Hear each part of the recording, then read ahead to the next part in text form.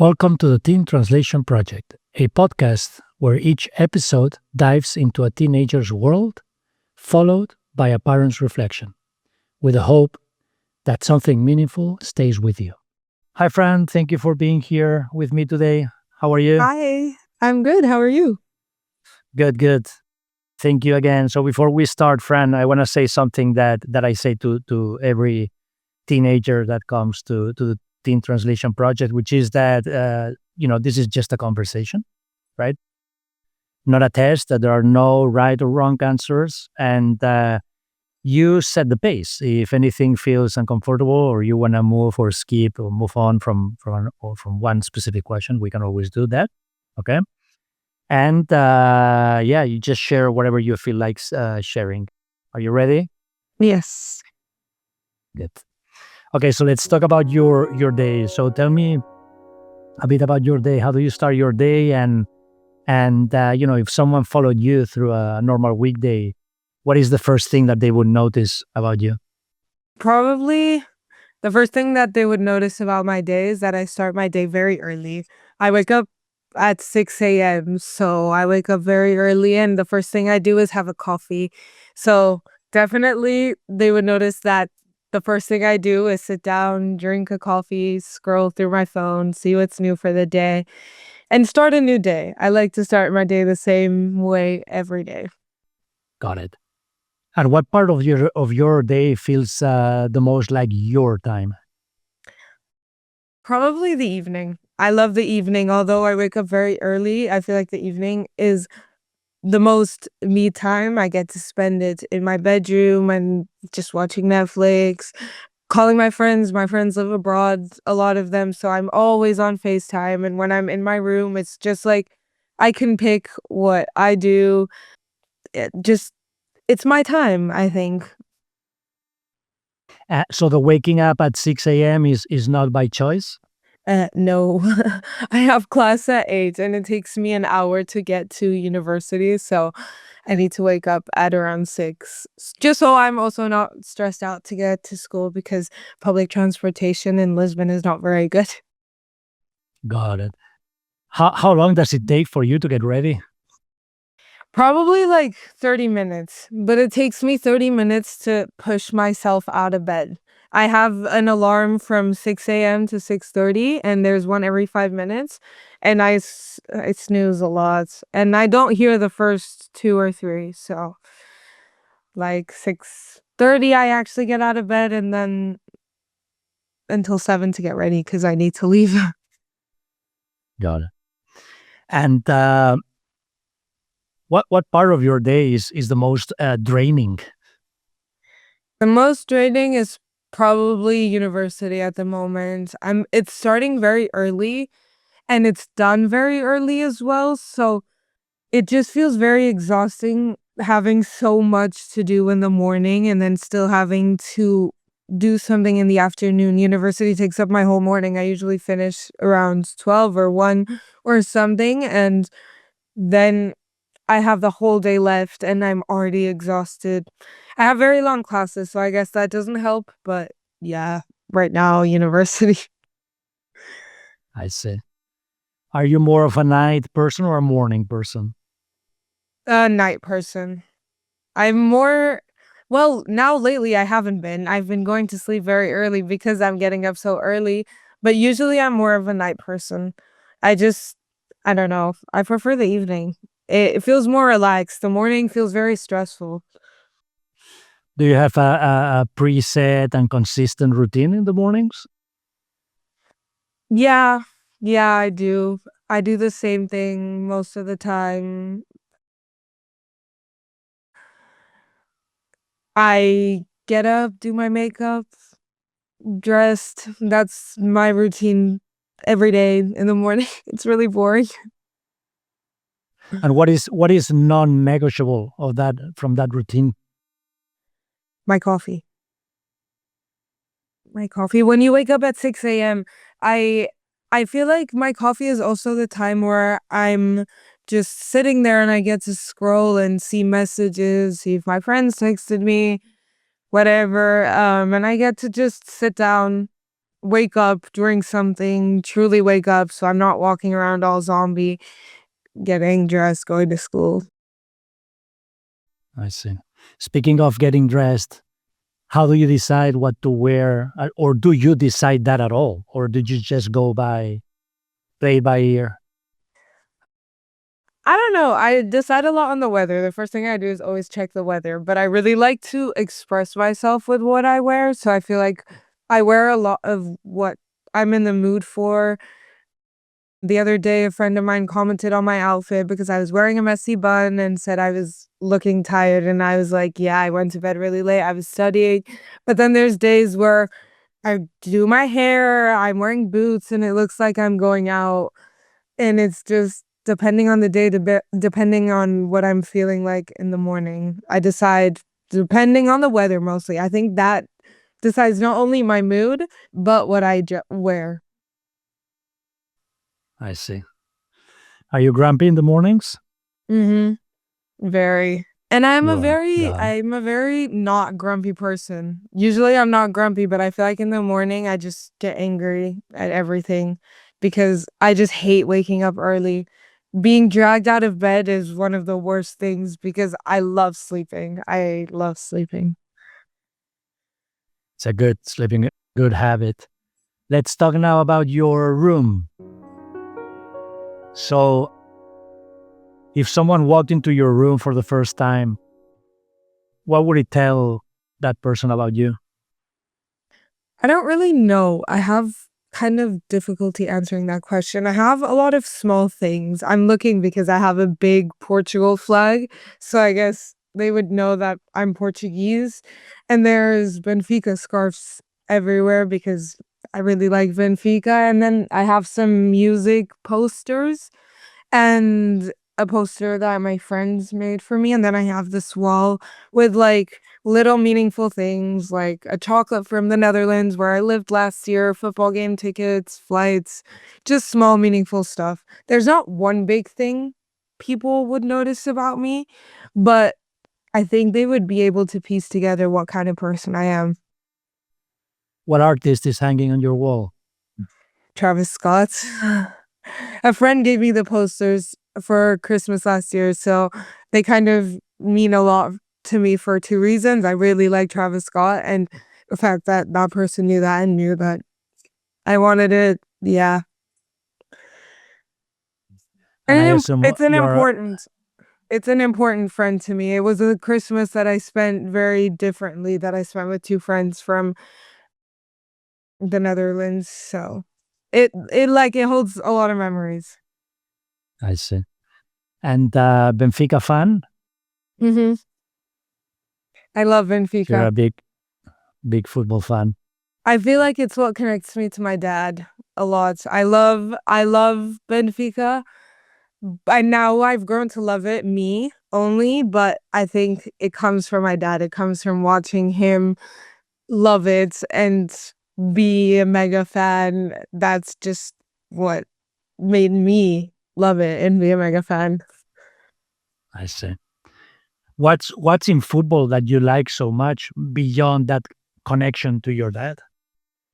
I think the community sense of it. It's the thing. It's also I love watching the game. It's entertaining, but other than that, I like the community sense of Benfica fans, for example. I've met so many people that are so cool and just like so nice through Benfica. One of my like best friends, we've become closer because our parents used to take us to away games together everywhere. I think having something that everyone loves like the same makes people connect, and I like that.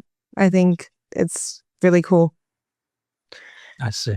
What's the favorite spot in your room? My bed, definitely. I love laying in my bed and calling my friends. Calling my friends on my bed is probably my favorite thing to do. Especially I have one friend that I call all the time. We are on the phone. I think most part of my day. I get home, we make lunch together. It's because my friends live away, so you don't really find time to talk to the to people if you don't make time. And I have time when I'm making lunch, so yeah. my bed as well. I was gonna ask, what do you usually do in your bed to when you want to disconnect from everything else? But I'm guessing that it's talking to your friends. Hmm. It's yeah, also watching Netflix or some kind of show. I really enjoy just sitting here and watching it. Not but I have an ADHD brain, so I feel like I don't just watch it. It's kind of it sounds really dumb, but I put my computer and I put the show on, but then I like scroll on my phone because in my head I need to be listening to something else and I'm watching it, but it's not enough for me. I need multiple stimulations. That's what I love to do. I love laying on my bed and doing that. That's just amazing. And can you follow the TV show while scrolling on your phone? Yeah, well, sometimes I scroll, like, I go back or forward, but yeah, I can. Because I just like look over if something important is happening. I also skip forward a lot in shows, so I guess that, like, when I watch it with my phone, I don't need to do that because I can just scroll on my phone, but I get really impatient. I'm distracted very easily if a movie is not capturing my attention at all times, which some movies do and some shows do, but if it's not, then I'm doing something else probably. I see. And is there something in your room that means a lot to you, but might not mean much to other people, someone else? I mean, again, my mind goes to your Travis Scott poster or I have maybe the I have Benfica scarf. a big poster that my friends made for me from here, from Lisbon when I was coming back from holidays from Switzerland, and it was really cute. I was coming back with my boyfriend, and it was really cute. They just showed up there and surprised us and came to come get us, and they had a big poster saying "Welcome back."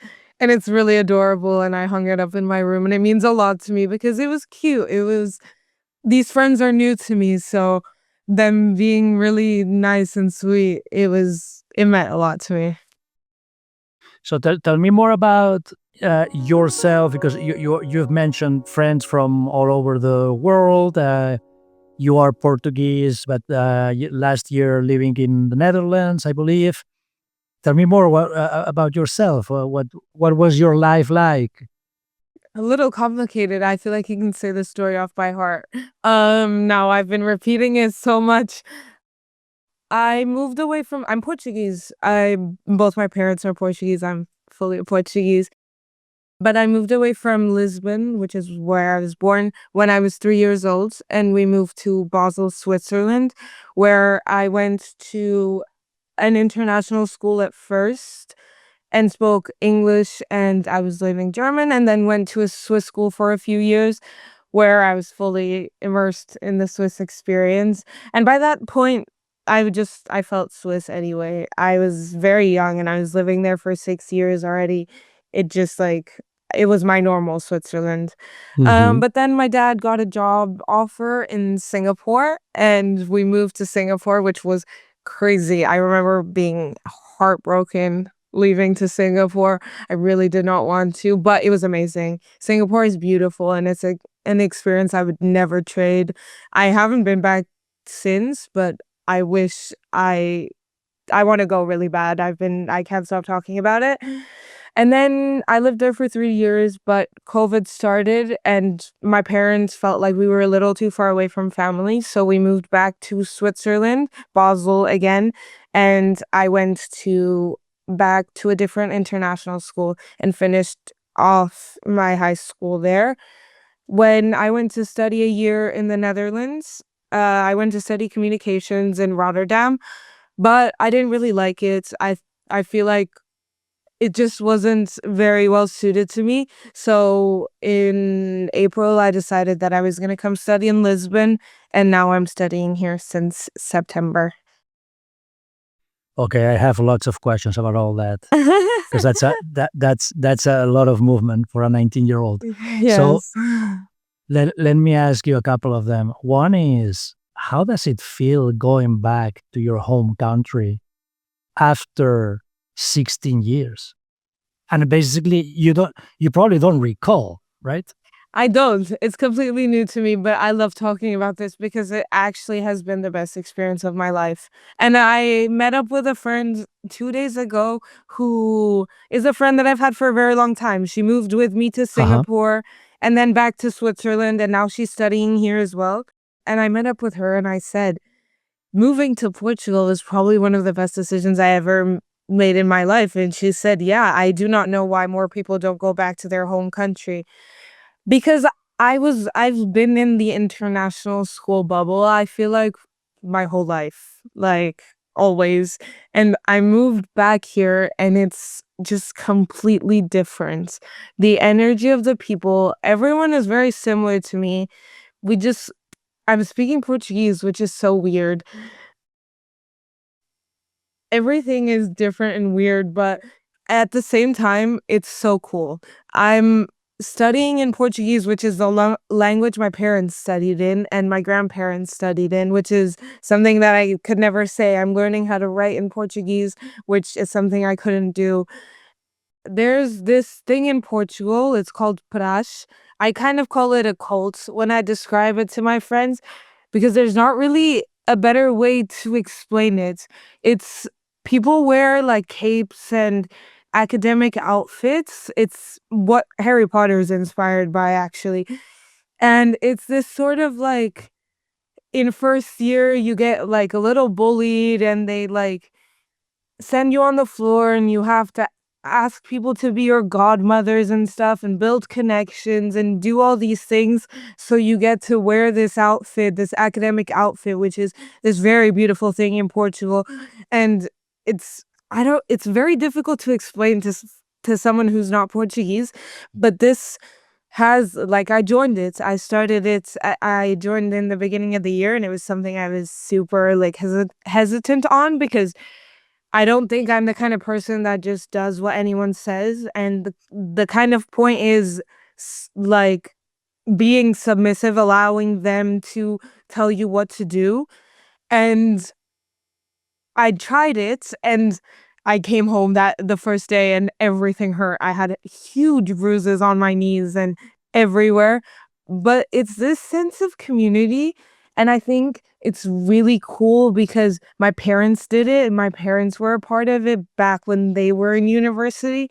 And I think most of all for me, it's super cool because my parents did it and it's something super traditional and super Portuguese. So I don't know, it connected me a lot to Portugal, and I think it's really cool that I'm doing it. I don't know. I think it's also something that my parents were totally not expecting me to do and never thought I would do because, well, I've never really lived in Portugal. I didn't even know what it was. When I was moving here, my best friend who's Portuguese and a family friend of a very long time, she told me, "Oh, this is the thing they do here, and you're not gonna like it. You're gonna hate it. You're not gonna go." Well, I did You did it. it. I Nice. did it.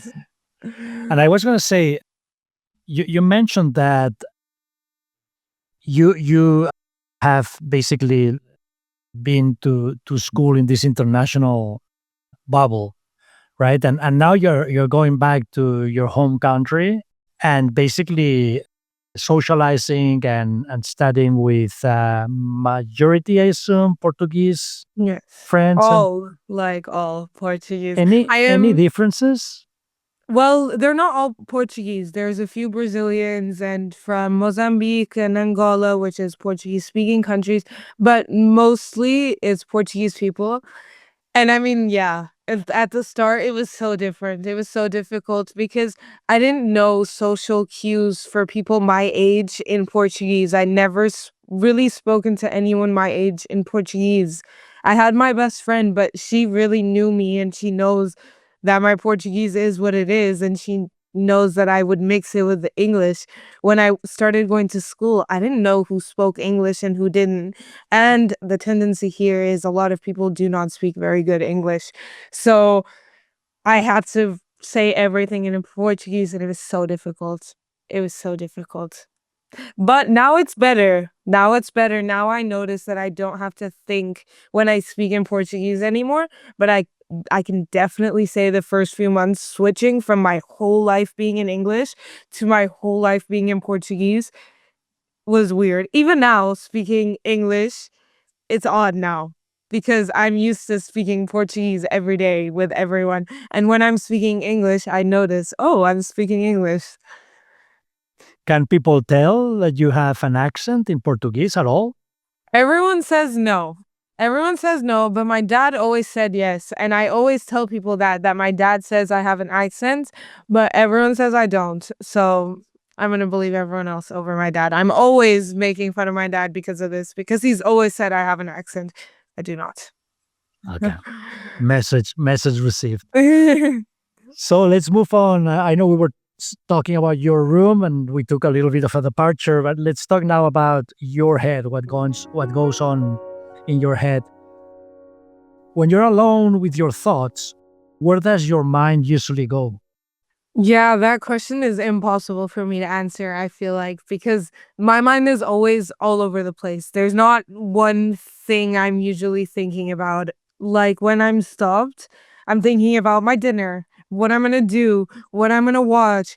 I don't specify on dinner or one occasion. It's I think about this until I get bored and then I'm thinking about something else. It's not really I don't really stop and think about one thing ever. That's probably a problem, but I don't ever think about one thing for a very long time. Why would you think that's a problem? Because I forget a lot of things because of it. I have schoolwork and I just forget until like closer to the date because there's a million things. And in my mind, I'm saying, oh, I'm going to write down that I have this assignment to do until Sunday. But my brain then switches topic. Oh, what's for dinner? And I forget. Got it. Got it. Do you tend to think about the future, the present, or the past? Mm, Probably most about the future. I get really excited for things. I let it like consume me a lot. Like I'm going to Amsterdam with my friends in April and I am so excited. Everyone knows about it and I can't stop talking about it. And yeah. And the another example, I'm taking my friends to Switzerland this summer. I can't stop talking about it. I'm really excited. I really get excited for things that I have to come. I see. What about the past? Do you dwell on the past at all? Sometimes, yeah, I think back to the past, of course. Especially because I have really good memories, I would say. But I don't really, yeah, sometimes I'm thinking, oh, yeah, high school is cool. I miss it, but not really.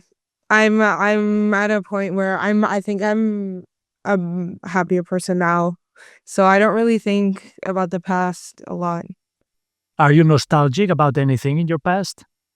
Well, yeah, my friends. I think I had an amazing, amazing friend group in high school. And to me, that's something, well, that I don't think anyone will ever beat that friend group I had in high school. And that's something I think about a lot and I miss them, obviously. How many friends are we talking about? 7. We are 7 girls. And you stay Yeah. in touch? Yeah. Well, well, not all over the world, all over Europe, but yeah, we try. And how do you slow down when your mind goes too fast? I would probably say I don't I don't know. I'm probably if I'm home, if my head starts overthinking and I'm thinking too many things, I just lay down for a second and scroll.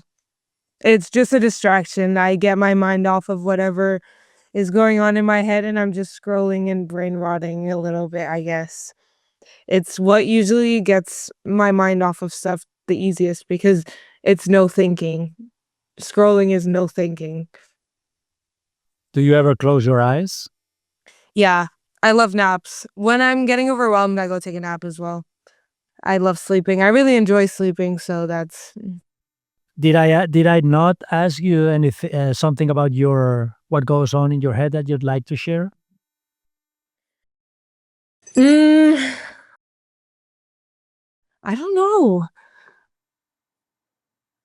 Something that goes on in my head. I think about the future a lot. Yeah, or not also just not just in the way that I'm excited for things, but I imagine a lot what my future will look like. That goes on in my head a lot. I'm so curious. I'm a very curious person. I need to know everything and now.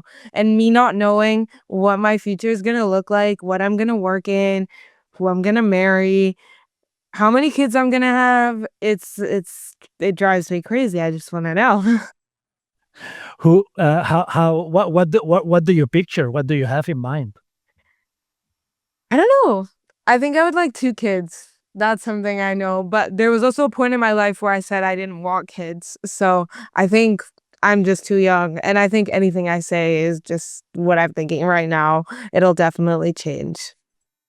And you're studying communication, so what future profession do you see yourself doing?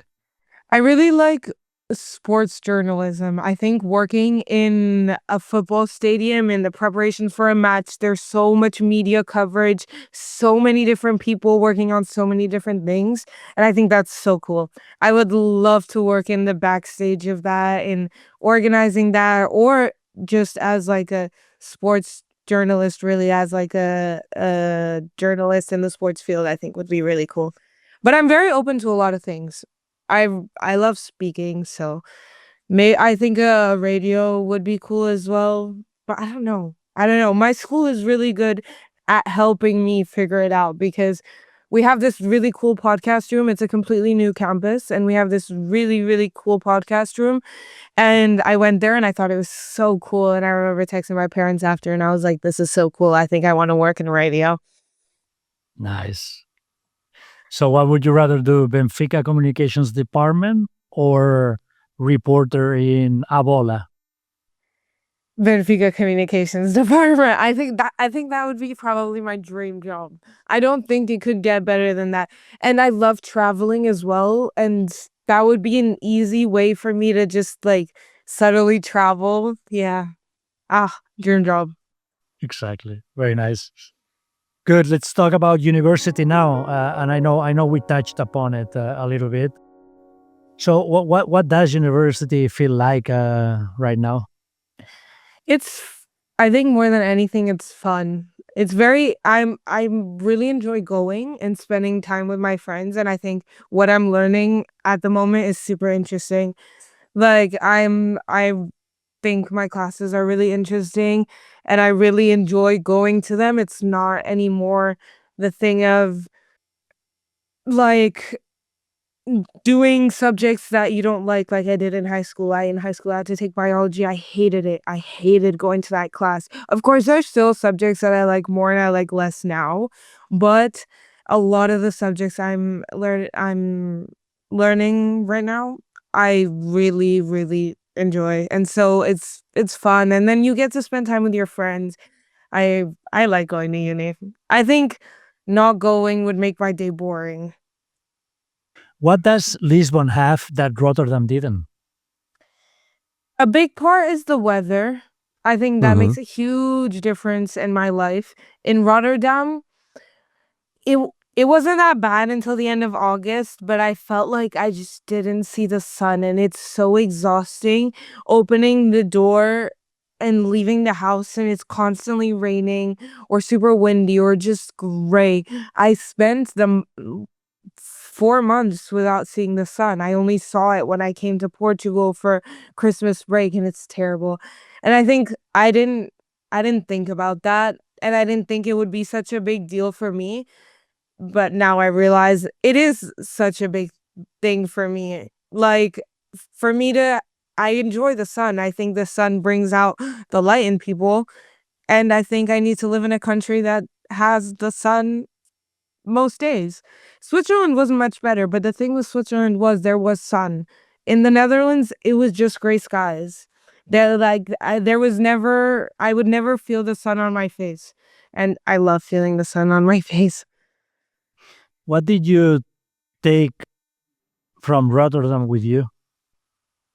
I think a lot because having to go to well, I went to a university that I thought, like, was great. Like, it was my during the whole time in high school, it was my dream university. It's the one I wanted to go to. And it not being what I thought it was gonna be, I Hmm. think that's what made me learn more than anything. Like, I think I had to mature a lot as a person as well to make that decision and realize that and go through because it was a big decision. I was leaving a big university, one of the best universities for communication in Europe, to go to a university in Portugal that is not very recognized. It was a big decision, and I feel like that decision was made me change as a person. I think it's very hard to explain. I think I matured a lot because of it. And I think that's what I take from Rotterdam more than anything else. I learned a lot of good stuff in classes. I have great friends from Rotterdam, but I think Rotterdam helped me learn that and helped me learn that I'm also my own person. And leaving Rotterdam and making that choice to go to Portugal, that was my choice. Me. And I think that was cool. Very nice. It also sounds like it's not only how good the university is and what you learn in class, but also the experience that you have Exactly. all around. Exactly. That was exactly it. Yeah. Okay. Speaking of subjects in university, studying communications, what subject do you love the most? My favorite one has been the psychology of communication. I think it's really interesting. That was last semester, but this semester I had one which was sociology, which I really enjoyed. I had a test today on it actually, and it went super well because I really enjoy it. It's something that I also considered studying sociology and psychology, so I think that's why I enjoy it more. I really enjoy knowing for psychology and sociology the why of things. I think is cool. And yeah, so those I think are my favorites that I've And which one is the hardest? um journalism has been hard because I thought I would love journalism and I think I like the content, but journalism has been hard to go through because the teacher I do not like the teacher. So not liking the teacher makes the subject really difficult in my opinion. Because I feel like I have good teachers for most of my subjects, and when I don't have a good teacher, it I don't wanna go to class, and it makes the subject harder and harder for me to study for, and yeah. Even though I think the content is super cool and I really would like it, I really cannot stand the teacher. What if he or she hears you? Well, I think he knows. I think he knows I do not really we have had a few disagreements. It makes me very angry that he ends the class at a like past our time because we never get any sense of break and we have very long classes and it drives me crazy. It drives me crazy. It's something like I can't stand like we're in class and he's gone past time and I'm in the back like trying not to freak out. So what does a disagreement look like? Give me an example. Well, I raised my hand the other day and I told him, "Teacher, I think we're done." And he was like, "Yeah, we'll be done like when we're done." And then he looked at me and he talked to me. But yeah, it wasn't really a disagreement, but he was like, "Just wait until class is over." And I was like, "Yeah, okay." Okay. But And if you it's just that specific teacher. I don't know. And not everyone can get along, and I guess I just don't get Totally, along with him. absolutely, absolutely, it happens, and it's gonna continue to happen. Yes, exactly. So if you could add one class to school that you don't have today, one subject, is there anything in particular that you'd like to do? Mm, I don't know. Right now, I think not really. If you had asked me in school, I probably would have. said yes to like cooking or something, but right now I feel like the subjects that I'm being given are just like the right subjects for the moment. I think they're at my pace of learning. I don't think I would add a subject because I feel like all the subjects make sense. It's weird. I feel like all the subjects are like easy level and the starting subjects for a uni course, and so I don't think I would add anything. How does the university treat artificial intelligence? How integrated it is in the subjects, in the curriculum? They allow us to use it. They allow us to use it. They just don't want us to use it to construct texts and full responses. They encourage AI because in my university is called IAD and it's a creative university. It has courses like design and gaming development and communications, marketing. It's a very creative university and they highly encourage it because AI, like, I have subjects where I'm making websites and I'm asking AI to create an icon for me for the top of my website. They encourage it to us to use it in creative ways, in ways where it's beneficial for our work. And we do a lot of like physical work. We do a lot of work with our hands and on our computers and edit videos and all these things. And the AI can be very useful for that. Nice. Okay, let's switch over to friends. So who do you spend most of your time with outside of school hours? At the moment, probably my boyfriend. Just because I live on my own, I don't live with my parents, and the person I spend the most time with is just my boyfriend, my significant other. Yeah. And what makes someone easy for you to be around? Someone that's funny. I think someone that's funny is for me is the best type of person to be around. I love being around people and laughing. That's just my favorite thing. If you're not funny or just a little, I don't know, quiet, it's just not my type of person. I like someone who's outgoing and out there and will speak to me because I love yapping. I will talk forever. Is he Portuguese? Sorry? Your boyfriend is Portuguese? Yes, no, he's Brazilian, sorry. He speaks Portuguese, but he's Brazilian. What makes someone exhausting? The constant need of validation. I think when someone is always asking, "Oh, are we okay? Is our friendship okay? Is this okay?" It's just exhausting. I feel like if you have a friendship or I think you need to be secure enough in yourself. I just like people that are not constantly asking me if everything is okay, if we're okay. Just we are our people, like separate individual people, I think. And I don't constantly need to be asking someone else for my validation. And I think that should be the same the other way around. And why do you think that happens? Why do you think someone may need validation? I mean, I think people are insecure, which I understand. Like, I cannot say I was not, but I feel like you grow and you get there, I think. When someone is sorry, when something is bothering you, who do you usually talk to first? My best friends. That friend I mentioned that I call all the time. I have this one friend that I call all the time. I tell him everything. He is always the first to know. This is my high school male best friend and the girl as well. There's two. And those two, they are when something's up, I open my laptop, I call one. If he doesn't answer, I call the other. If she doesn't answer, I call the other.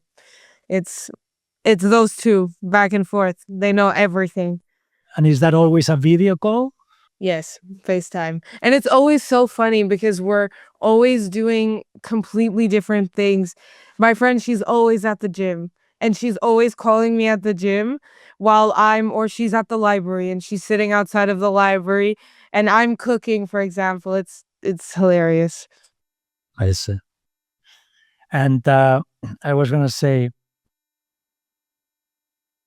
going back to your year in Rotterdam, when you realized that something was off, right? And you start to wonder, am I in the right place?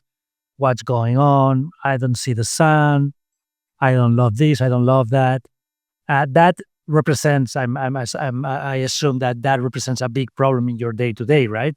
So, in those moments, do it's is your first stop also this friend, this boy, and Yes, this these girlfriend? two. Yes. I think, well, it took me a while to open up to anyone, I think, about what I was feeling. But I remember I went to this was a super significant moment to me because it was the first time I actually spoke about it and spoke about leaving. I went to visit my friend in Milan, and I remember we were there and we just started talking, and I was like, "This is crazy, like, I do not wanna be here, and I think I'm gonna change," and she was like, "Wow," because we hadn't really talked about it seriously, and that's when we talked about it. The boy as well, but he kind of knew more in pieces. He is, like, I think my greatest friend I have ever made in my life. He knows me in a better than I know myself. He knows what I'm gonna answer before me. And I just call him. I can be in the middle of a breakdown crying and I'll call him, and the next moment we're laughing at something. He's actually a great, great friend. So yeah, he's mostly what I who I count on. And why do you think you only shared your issues with the Rotterdam experience when you almost were there in terms of having made a decision that you were going to leave? So, how did you manage that process yourself? It was very embarrassing for me, I felt like, because of that thing, I feel like in this international school bubble, it's a very competitive environment. Everyone wants to be the best. Everyone wants to get the best internships and compete for the best, which is completely normal. Everyone wants the best job in the end. But it's just not my environment. And it took me so long to real to talk about it because I was embarrassed, because I was leaving a very good and recognized university to go to one that wasn't. But I really now I look back and it's just dumb because I really am so much happier and I could not see it in any other way. I don't think I've looked back once and said I regret leaving Rotterdam, which is something that I thought at least once or twice I would say I regret it. Like life would have been cooler if I was there, but I have not. I think it was the best decision ever. Nice. Good. Anything else on friends? Do you are you an extrovert? Do you need Yes. a lot of contact and touch with friends? Yes. Well, I don't need a lot of contact. I have a lot of friends. I've lived in a lot of places, and this is not in a way to sound with a big ego. I've lived in a lot of places. I know a lot of people, and I have a lot of friends. I don't need constant contact from them at all times because, like I said, I have a lot of friends and I talk to a lot of people. And I also am not a very big, texting like, "Oh, how are you?" Just like that. When I like to talk to someone, I like to call them or I like to visit them, but I'm typically an extrovert, so I'll talk forever. Nice. Good. Social life, slightly different than friends. When you go to social gatherings or parties, what do you usually look forward to the most?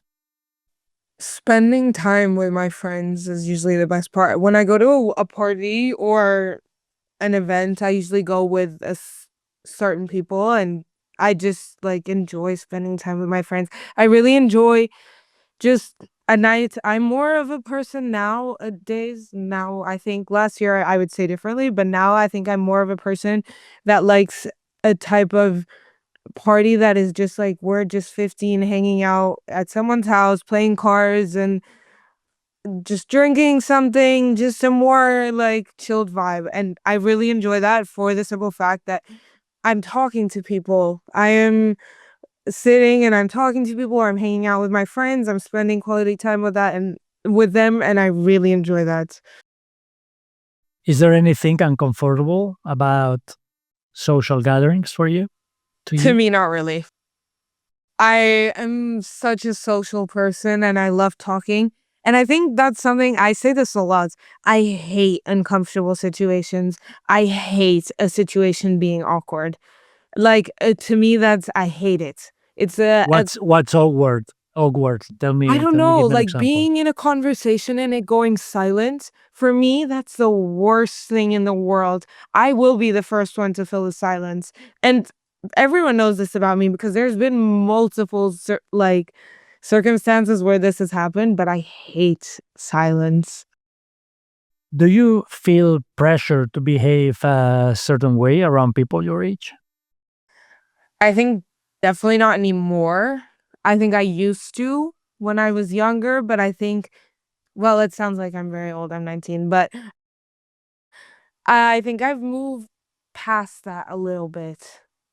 I think as I have my own life now, I think, and I choose everything. I choose what I make for dinner. I choose how the way I clean. I choose the way I go to school. Everything is chosen by me. It's my life. So I don't really care what others have to say because my life is going good. Like, I have good grades, I'm healthy, and I'm happy, so I don't really need anyone else's opinion if everything is great. Did you used to need it? Yeah. But I think it's a thing that's very common for teenagers, like, growing up and needing the approval of people around you. Everyone wants to be liked, everyone wants to have friends, it's normal. I agree. And anything else on the social life? You were saying that you rather do these smaller parties where you guys can hang out and speak and maybe some drinks rather than going to a club with a Yeah. thousand people. And has But that I think changed over time? yes, because I think I also overdid it. I think growing up in Switzerland where there was none of that, well, me and my friends, we grew up really without going to any clubs until we were 18 because we grew up in Switzerland and there wasn't anything there. And then I moved to Rotterdam and we had a crazy summer and we went out, we traveled a lot and we went to a lot of clubs. And then I moved to Rotterdam and it was a university, it was new, everyone was doing the same thing. I think I kind of got bored of it.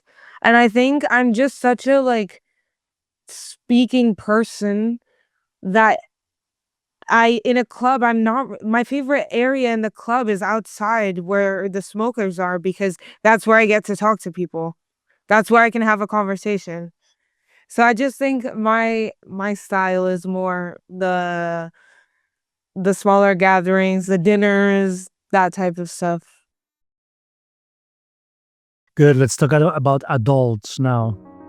What do you think adults get wrong most often when they speak to teenagers? Um, mm, that all we want to do is argue with them. Like, I feel like adults often think that all we want to do is go against their idea, but there's times where we that is true, I can admit. But I do think a lot of the times we also just want to be understood and just want to be listened to. And just because we're younger and our voice is not so important in society doesn't mean our opinion shouldn't be heard. And what do adults do that shuts you down, or that shuts down a conversation quickly?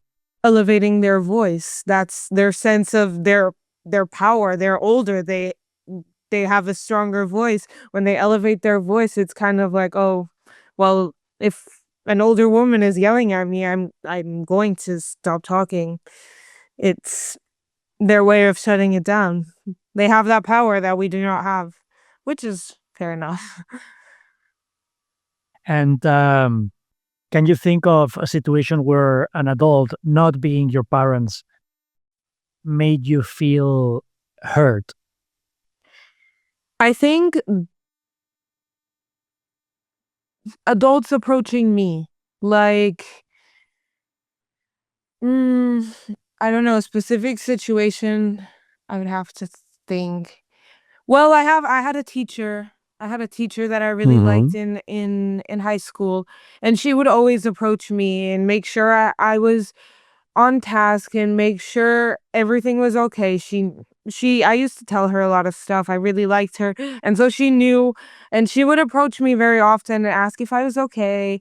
And yeah, I think having an adult that comes to you makes a teenager feel more heard and makes me feel more heard.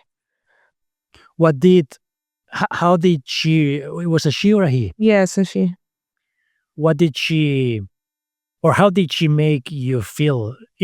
Was she approaching you differently than other students? I don't know, I'm biased. I think so. I love her and she's my favorite teacher I've ever had, and I think she really likes me too. And I think yes, at the time we spoke a lot and I did MUN with this teacher. So like I had a special connection with her. I spent more time with her. So I felt she approached me differently because she knew me better as well than most teachers did. Because I usually don't really, well, I will speak because I'm a chatterbox and teachers will know my name, but probably for the wrong reasons because I chat a lot. But like now in university, no teacher knows my name. And not in a bad way because I s- I'm not I just like keep to myself. I don't really speak in class and I just like sit in my corner and that's okay. I prefer it that way. And how did she, why do you think this teacher in high school, why do you think understood, she understand you? Did she Because understand you better, or why? she had so much context. She knew a lot. I trusted her. I trusted her and I think that's a big thing. She knew a lot. She knew stories about my love life and things that teachers don't know. So I feel like her knowing these things, like there was a level of trust between us. I see. Good. Let's talk about your parents now. When you think about them, what kind of space do they represent in your life? My parents, they don't really represent a space in my life because I feel like they are my whole life. Like I grew up with my parents. I love my parents. I have a great relationship with my parents. I think I grew up so fortunate, so fortunate. And I think my parents now a little bit less, I guess, because I live alone, but I call my mother every day. I talk to my father all the time. I I I wouldn't dedicate a space to them because I feel like they're my whole life. Yeah. They'll be happy to hear that. What is something that your parents understand well about you? That I'm dramatic, probably, and everything to me is the end of the world. Just now, I lost my AirPods the other day, and my mom, like, she cannot hear me anymore. I just call her and I call her crying because I'm upset, but I know I'm being dramatic. But she just is like, she tells me, I don't want to hear it. Like, I don't want to hear it because you're just so dramatic. It's not the end of the world. Like, you move on. And like I cry and I make a fuss about the dumbest things and I know I'm being dramatic, but that's just me. And my parents know that very well. Like my mom will make a comment all the time. She's always like, "You're so dramatic." And I'm like, "Yeah." Have you always been this dramatic? Mhm. I love attention. I love attention, and when I'm dramatic, the attention is on me. Why do you love attention? I don't know. I because I love to talk. Because I won't stop talking. So I like when people listen. I see. And what is something you wish they understood better? What I said earlier, that I'm not always trying to argue with them because sometimes, well, not always, but I I raise my voice because I'm just dramatic and like emotional and a teenager and I just want what I want. And it's not me trying to argue with them. I just want $10 for Taco Bell. Do they push back? Yes. Yes. Why do you think they push back? Because they have to. They're my parents. Their job is to educate me, and I know that at the end of the day, and I think they've done a great job because I'm happy with the person I am now, but yeah, they, yeah, they have to. And I say sorry because I realize, And why? What? So when you think about mom and dad, do they play different roles in your life? yeah, my mom is my best friend. I think my mom knows everything about my life. My mom says I tell her too much, which just shouldn't be possible. And my dad is like the person in my life that makes me like laugh the most. Like he's so funny and it's just in a different way, I think. Like I think I'm funny because of my dad. Has it always been that way? Yeah, because my dad is more chilled. My mom is very stressed and my dad is more relaxed. So, and I'm more relaxed, so I'm more like my dad. But my mom's perspective on things, I love my mom's perspective on things because she's so different to me. When you have good news, who do you call first? Mom. But I And call and mom like it's just habit calling mom.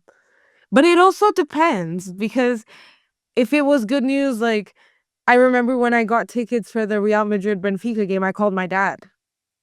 It depends on the things. And if my mom doesn't pick up, I call my dad. But my mom usually picks up faster. My dad doesn't pick up. Well, he does, but my mom usually picks up faster than my dad.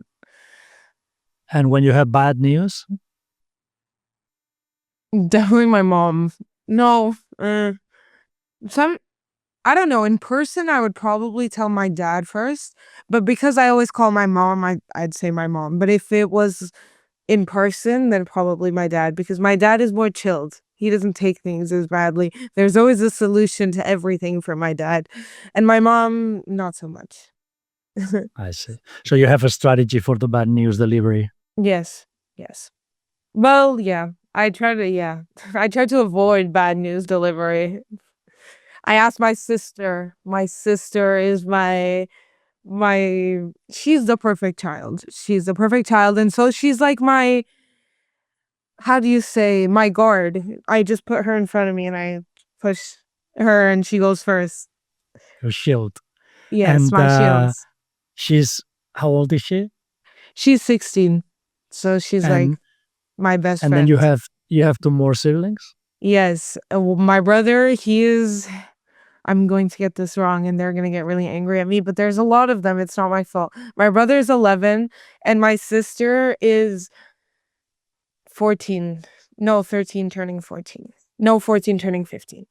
14 turning 15. Yes. There's a And lot you're of us. There's a I lot of see. us. I Mhm. see. Good. What do you think you will take from your parents when you become a mom? Mm, I think my parents were always very kind with us, which is something that I my parents were never harsh with me or my siblings, which is something that I'll always take, them always being kind with us, but setting boundaries. My parents always have set very clear boundaries and punished us accordingly, which, I mean, fair. I didn't always love it, but fair. And yeah, I like something that I'll definitely do is my children need to speak Portuguese. This is something that I'm super grateful that my parents did. We've lived abroad my whole life. Most Portuguese people don't speak Portuguese that live abroad.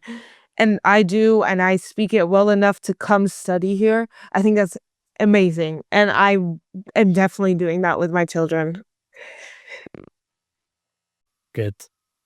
Okay, you've been talking. You've mentioned a couple times using your phone, scrolling. That gets you distracted. It's also a way of disconnecting. You wake up in the morning and then you check your phone for messages and all that, Yeah. which we all do. So I want to talk a little bit about your phone.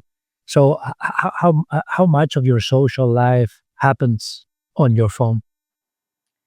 A lot of it. All my friends live abroad, which I'm not saying I don't use my phone little because I definitely don't. I use my phone a lot and my friends make fun of me for it, but whatever. I feel like I'm always talking to someone because I have friends all over the world. I feel like I'm talking to someone different every minute of the day. Like sometimes I turn to my boyfriend and I say, I think I've called about 4 different people today. And all one from Rotterdam, one from Singapore, one from Basel. My social life is mostly most of it, except for my friends here, which is now my university life, is online. Because my friends are far away, so the only way I can talk to them is online. What would you rather do if you have a plan? Picture this. So you have a plan for Saturday evening. One option is hanging out via FaceTime with your friend sitting in Rotterdam. The other option is hanging out with your university friends in Lisbon in some bar. No, I would definitely go with my friends here because it's better. It's obviously always better to be with people in real life than stare at a screen.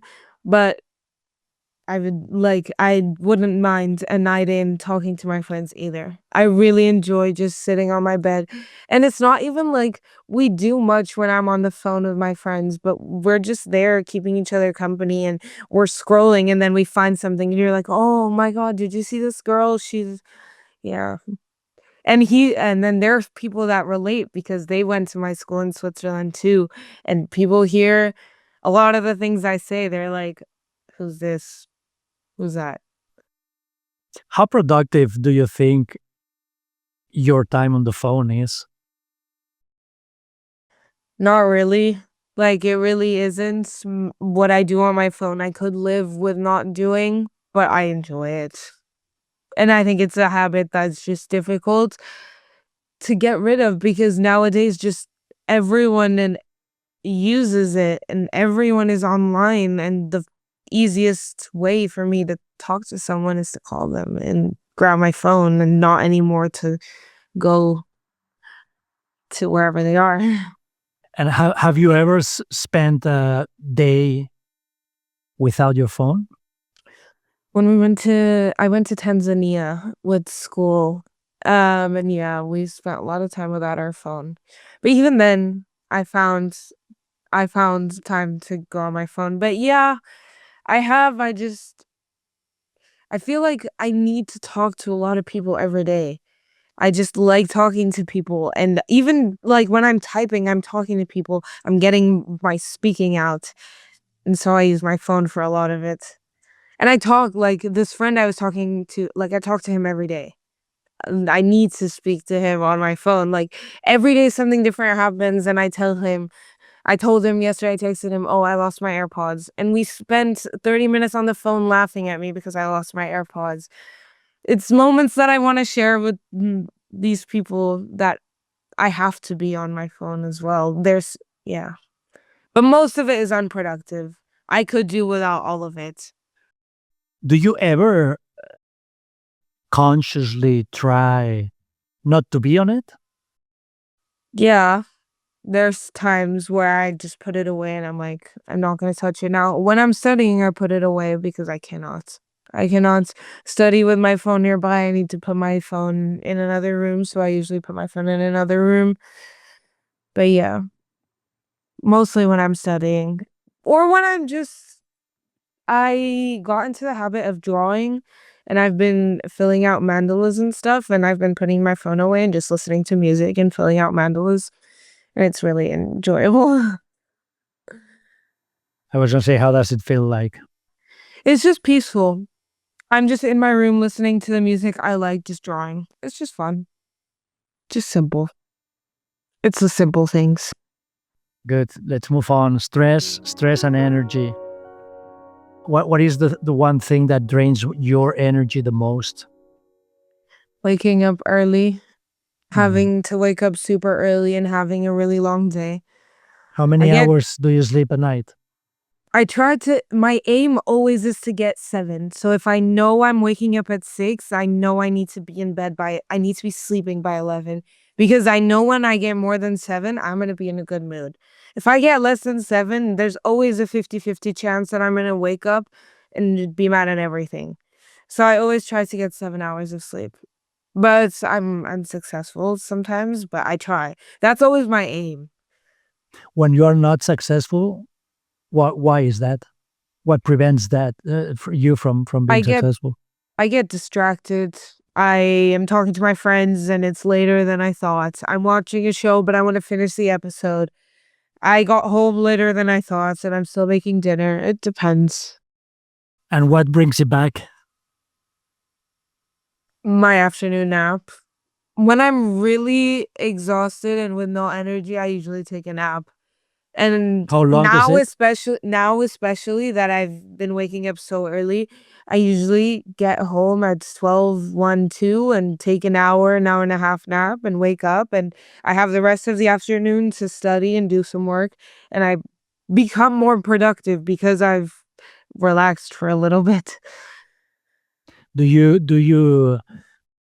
devote a consistent amount of time for studying and stuff like that every day? No. I do not. I only study when I have to. I study when I have exams coming up and I study when I have projects to do, but I don't really study every day just to study because I just don't like studying. So when I don't have to do it, it's preferred. Do you think if you did it, you would be better prepared for when the tough times of exams and all that come? Yeah, of course. And I know that. And I always say to myself, oh, next time I'm going to start earlier. But I never will. I'm just not the type of person and yeah, I just really don't like studying. And I do fine with studying a week, 2 weeks before the test. So I think this is just my strategy. I just don't need to be studying at all times. Got it. And how do you know when you are stressed? When I start getting overstimulated, I get overstimulated a lot. It's a word my friends make fun of me for using. It's when I start thinking about all the things I have to do.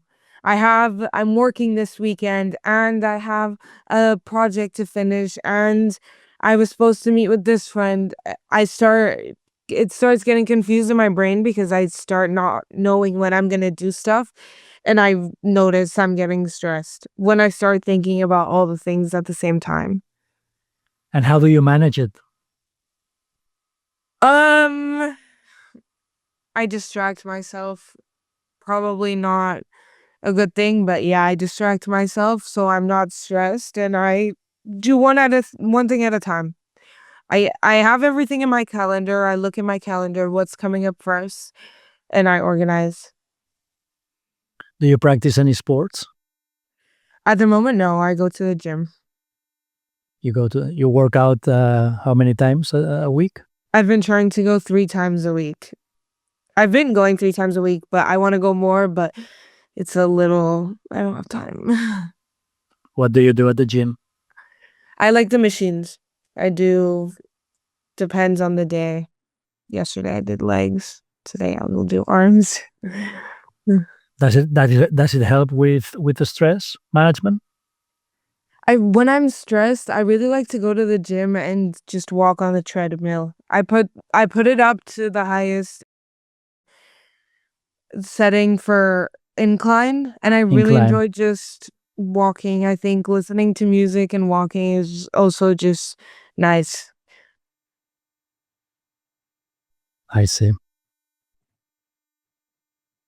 Anything else about stress, energy management? No, I don't think so. Do you think you are more stressed than the average No, I don't. peer? I think I'm probably more relaxed than the average, but that's just my nature. I don't really get stressed out with things. I only get stressed out with things when it comes. Like today, I had a test, and 30 minutes before the test, I was stressed out, but I hadn't been stressed out. Last night, I was watching a show and I was zero stressed out. It's, I'm stressed out when it comes, but I'm a very relaxed person in general, so I don't really get stressed very often. And what do you do in those 30 minutes prior to the exam? Not look at any of the exam material because that's just I just try to sit down and distract myself, not think about it because it's gonna happen either way. I just need to and nothing I'm gonna learn in those 30 minutes before the test where adrenaline is running is gonna stake. So I just like to do something else. Get distracted. I went to the bathroom today, went to get something to eat, filled up my water bottle. Yeah. Nice. Let's talk about mental health.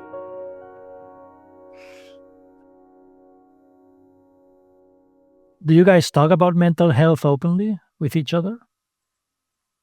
I feel yes. At least in my circles, it's always been talked about a lot and very openly. I don't know if everywhere it has been. I think it is more of a taboo subject in some places. But in my circles, it's always been an open topic. Why do you think it's not taboo in your circle?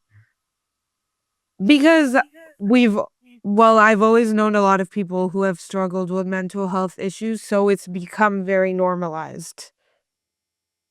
And I think that's great. I think people with mental health issues are not any difference to people with no mental health issues, so I think it should be totally normalized. Have you ever felt the need to talk to someone about any issues you might be having? Yeah, I have, and I have talked to people, my friends and stuff, but I don't I don't think about things very much. I don't get in my head about things very much. I'm a very positive person. When there is breakdowns, of course, sometimes I need to talk to people, but yeah. And if someone your age is struggling mentally, how do friends usually respond? By being supportive, there's not much you can do as a friend. It's very difficult other than being there for the person, which is really all the person needs is support. There's really not much you can do. I think mental health is something that's very individual and that a single person struggles with, and all you want is your friends to be supportive. And what makes someone safe to speak with? Having trust with them, feeling like you can speak freely and nothing will be told to anyone. That's super important. If I ever were having issues and I think I would speak to someone who I trust. I would look first for the people I trust. And I was going to say, do you have a message for people out there that might be struggling with many sort of mental health issue? I don't know, it's difficult because I think l- every mental health is so difficult, and I've gotten to know many different types of mental health, but I think there's more people that you can talk to than you think. I think a lot of people think you can't just talk to your friends, but I think a lot of people would be way more understanding than you think. And people with mental health issues all are always think more negatively, which is normal. But I really do think that a lot of friends are really there to support people and don't, and it's fine to talk to them. I think, yeah, they should.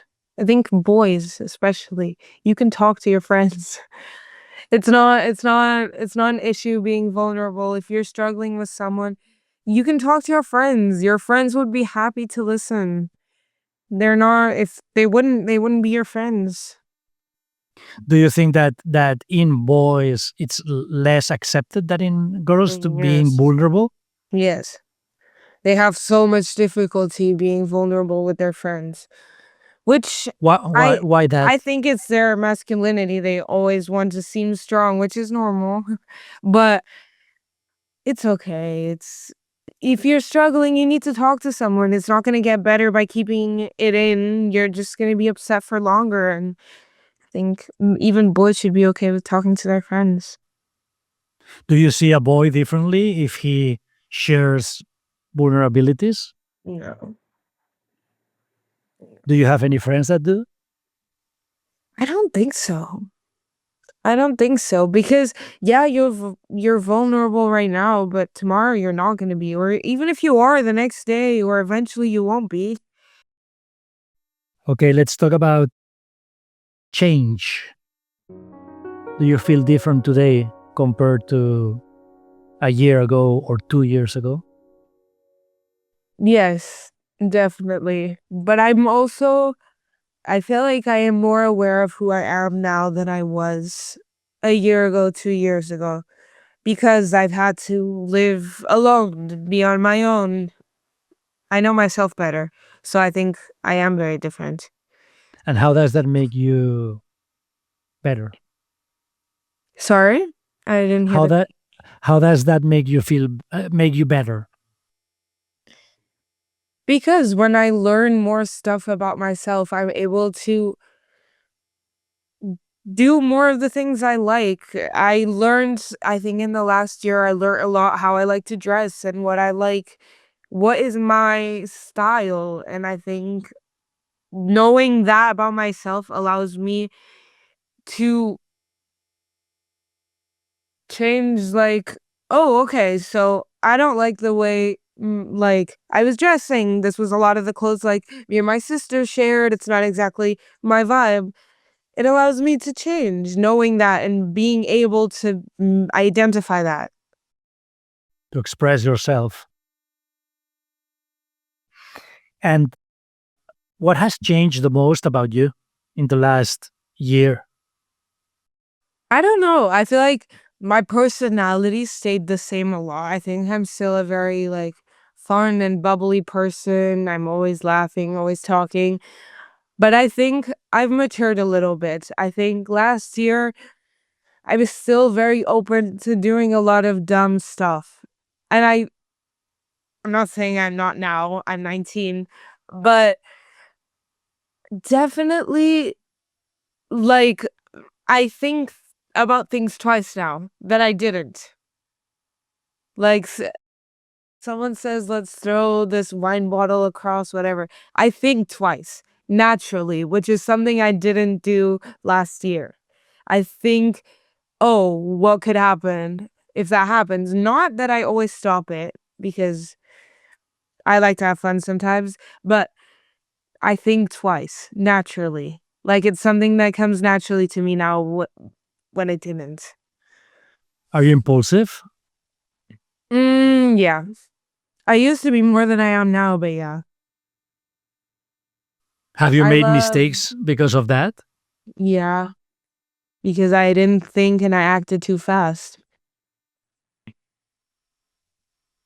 Are you okay with apologizing after mistakes? Yes.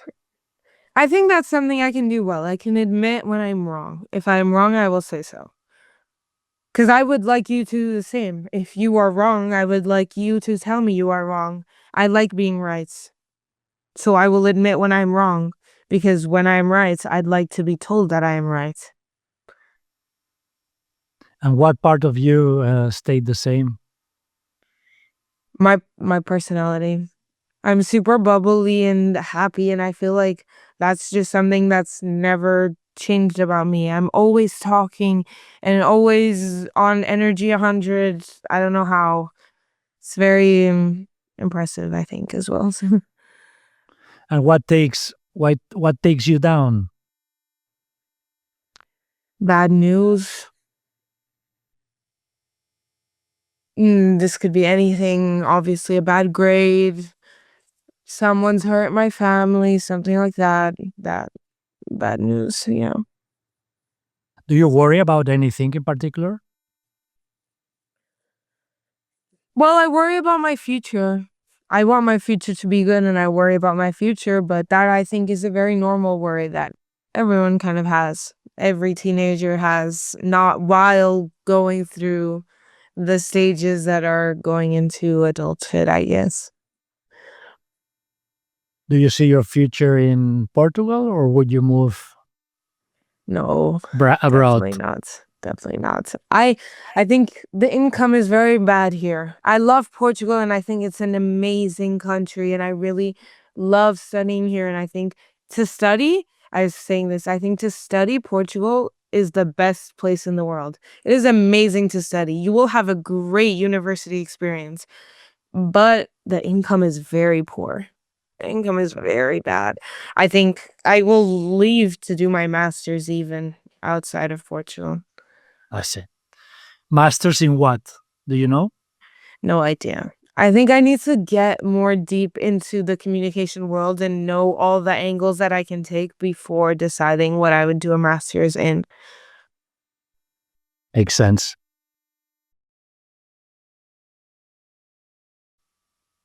Let's talk about the present. And this is the last space section before we wrap it up, okay? How do you feel about your life right now? I'm happy. It's fun. I'm I can say I'm happy, which I feel like I haven't been able to say and fully believe myself for a long time. I think I am very fortunate. I have a great life. I have a great boyfriend who loves me. I have great friends. My family is super supportive in everything I do. I'm getting good grades. I'm happy. Life is good. What is happiness? Feeling joy, waking up in the morning and being excited. Like, obviously, I don't wake up in the morning and I'm jumping, out of excitement, but I'm in school and I'm happy. I'm not dreading being there and I'm walking around town and I'm happy. And would you say that you weren't happy before? Are you talking about the Rotterdam experience or Yeah, more broad? Yeah. yeah. I think I spent a lot of time where I was very unhappy. And so now living in a life where I am happy and everything is going well and going the way it's supposed to, I feel the difference a lot. That it gives you contrast. Yes, very big contrast from very bad to very good. What excites you the most about the next few years? Even though you said you were worried about your future, but at the same time, I sense some level of excitement about what that could look like. So, what excites you about it? Yes. Yes, I'm excited about my future, but right now I'm excited about university. About these few years of having no real responsibilities and not I know I have responsibilities, but it's like I'm just studying. All my parents want from me is for me to get my diploma. That is my only responsibility. And it's just being in that space where I'm kind of just floating to be someone. It's cool. It's fun. And I'm excited for these few years. Nice. How many years do you have left in Portugal? Here, two. Two here, but Two if I more. do a master's, it'll be like 3 and I'm planning a gap year in the middle. So I think 4 more years before I enter the real world. And the gap year to do what? Travel. I love traveling. I love the Where? world. I think it's so cool. South America. I've done Asia. I know Europe. The US doesn't really interest me, and I think South America is beautiful and I would love to go more. And why does the US not interest you? I think the US and it's just I do not agree with the way the leadership of the US works, and so I think as long as that's going on, I don't think I should put myself in a position of stepping inside a country that I do not agree with, that I'm so strongly against. I don't think I should be supporting their actions. I think I am my I there's other countries in the world and I think I'm perfectly happy, and I've been to the US and I think it's really cool, but it's very fake. Good. Let's do this rapid fire quiz to wrap it up. So I'm going to read, I have 7 or 8 words here, and I need you to answer with the first word that comes to mind after I say my word, okay? Okay. Good. So the first one is university. Interesting. Friends. My high school friend group. Parents. Supportive. Pressure. Can be overwhelming. Freedom. My life right now, living alone. Future. Exciting. Yourself today. Happy. Friend, did I miss anything? Is there anything else you'd like to discuss, talk about? I don't think so. I think we've covered most things. Good. So listen, thank you so much for this. We, as you know, now we will share this conversation with, in this case, with your dad.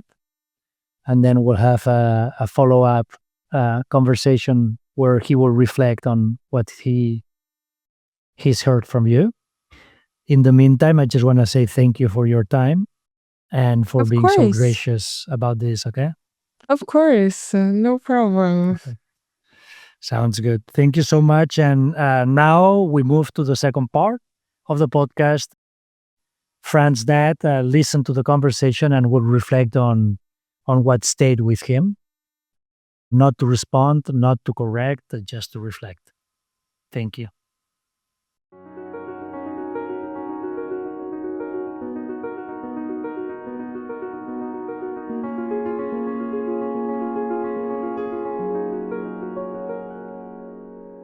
Okay, hi, Joao. How are you? All good, Javier. Thank you for doing this with me. I assume you've now had the chance to listen through my conversation with Fran. Very nice, very nice. Thanks for the opportunity. Yeah, so let's have a conversation about what you've heard, what you've learned, and anything you wanna share with me and with the audience. Okay, so I'll go first with one question, which is, what was the first thing that stayed with you after listening to the conversation? Yeah, the one thing that stayed with me is that I see a happy Francisca, right? So I think that's being a teenager dad. We all know that they go through ups and downs.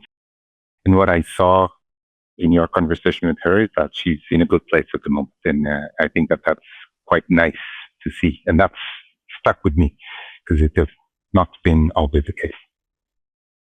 And when it hasn't been the case, how did it feel for you as a dad? Well, as any other dad or mother, right? A little bit worrying. I wouldn't say a failure, but you start to question if you are doing the right things and you try to adapt. I think that, as Francisca shared during your conversation, she had some tough moments, namely last year in Rotterdam, and I think that those were tough times where we worried a lot and we tried to do a bit of a hypercare.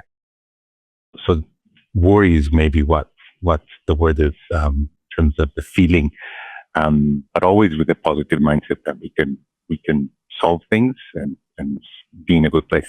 And look at her now, shining, smiling, enjoying life, which I think is what we want. Definitely, definitely. Was there anything that surprised you? Yeah, what she mentioned, that we are her life. I think she mentioned something. I love them. They are my life. My parents, myself and Sarah, my wife. I think that was quite surprising. I wasn't expecting her to say this out loud, and yeah, it was nice to hear. Egoistically speaking, very nice. But I would say that, taking the big picture, I was expecting her to be a little bit more deep into her struggles, right? I think if you look at her, personality wise, she's very, let's say, lively and talkative, as she even mentioned. But I would have expected her to share a little bit more the downs of her life, and that is a little bit boring, in a way, right? Because I think it's important that they are talking, maybe because of the model that you're kind of driving, and the fact that she's talking in public to people that she doesn't know. Maybe that is a reason for her not to share everything. But yeah, I was expecting her to speak a little bit more about her struggles. So, do you think she was trying to put her best version forward? I think so. As teenagers do, right? I think that's a little bit the struggle we have, and the question that we have. But yes, I think that she was trying to put her best version. Very understandable, on the other hand, as you say, right? I do. I think, yeah. I think kids or teenagers in particular have that pressure of looking good or being perceived as happy and successful and everything. Not only teenagers, to be fair, but yeah, I think that they feel it more than we do, even as adults. So yeah, understandable. And I see that when she said something along the lines of, they are my dad, my parents are my life, and that moved you. Yeah. I was wondering, I think we all know that that's the case, hopefully. Did you need to hear it? Yes, I think it doesn't hurt. I think it always helps that people express their feelings, right? Some people do it in different ways, with the words, with the gestures, with the implied sentiments. But I think, yeah, having them said as she did, word by word, it does make a difference, and it does. It's worth it. I liked it. Very nice. Was there something she said that, when hearing it out loud, felt different?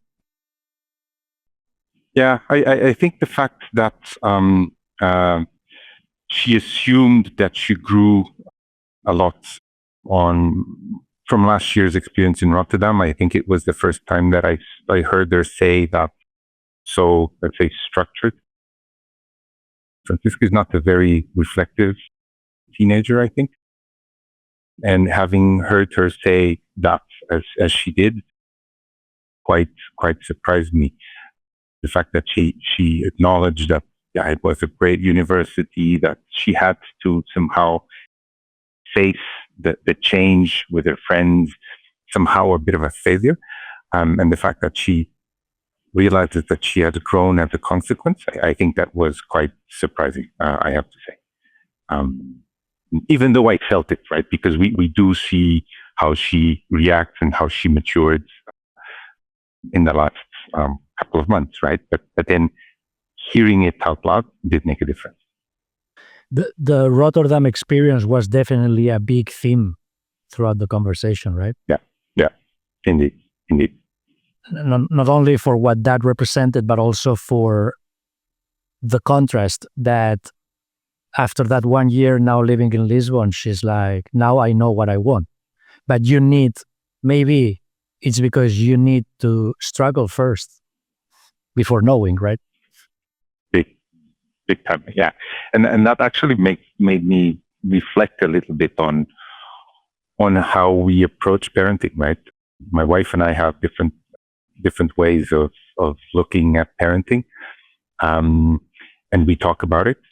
But I think while she's a little bit more on the protected side, I'm a little bit more on the experience side. The experience meaning not always being there for them to kind of as Bennett. I think that they need to experience some of the things so that they can go in. And I think that this is one of those cases, right, where if we wouldn't allow her to kind of experience that, eventually she wouldn't have matured or grown as she did. So in hindsight, I think that maybe I should be a little bit more, I should do that a little bit more with her and my other kids, that they should experience the failures and successes so that they learn from it rather than just trying to protect them from everything. It's letting them struggle is not easy. Yeah. But this case has shown me and has taught me somehow that, if I already have that perception, I think I should do it a little bit more despite being difficult. It reinforces that idea. Was there anything difficult to hear? Not really. I think that's Francisca is a very outgoing and genuine person. Somehow, I think what you see is what you get. As mentioned, Javier, I think she was trying to show her best self. So I do worry a little bit about the fact that she's not sharing a little bit more her struggles. So more than having heard anything difficult, I think it's difficult not to hear something that she didn't say. Because again, the topic that you brought to the table is about teenager and the struggles, and the fact that she's not bringing those up makes me wonder, is there something that she's kind of holding back? And then is she doing the same in her life in general? So that was a little bit hard. Having had the kind of invitation to share and maybe not share made me wonder. How much of the 19-year-old Joao do you see in her? Well, good question. There's something that I won't be able to disclose here, of course. What happens at 19 stays at 19 for all of us. Understood. But yes, there is a lot of similarities, right? So she's driven, impulsive in a way. And I think that there's a lot of her, or a lot of me in her.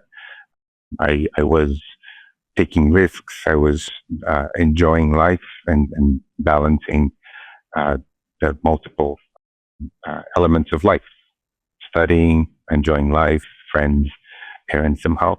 So yes, I think that we're fairly similar, namely in that part of the social part of hers. I think that we're fairly similar, yes. And how different do you think things are for teenagers like Fran today versus your teenage? The $1 million question. I mean, the main difference, I think, it's the fact that they're always exposed, right? So it might sound the usual thing that parents say and then what we hear out there when we're trying to learn parenting, but the fact that they're always online, and I think Francisca did mention, right? So she goes more often and reach out to her friends that are online, and either she does that calling or even by social media. But the fact that there's no offline time, that they always need to be at their best, is very different from us, right? So I don't know about you, but I do recall that I had a little bit of a life at school, but then when I came home, I another life, where I had my neighbors, my friends that are different. I had my parents. It was geographically distant from school as well. So I have spaces where I could behave differently, and here it's 24/7, and I think that is super difficult. I can imagine, and that is diametrically different from our times, I would say. Yeah, we are same generation, and I fully agree with you. It's interesting that yes, we lived in a world that was very compartmentalized, right? You had school, you had friends, you had sports, and they live in a world that it's all connected. It's one world, right? And I wanted to ask you something about that. Is the fact that for teenagers today, there is a trace for everything they do because they are, to your point, exposed constantly, voluntarily in most of the many of the vacations. So how do you live with that? I cope, and I mitigate talking with my kids around that. Whatever goes online stays online. But let's face it, it's the same with us, right?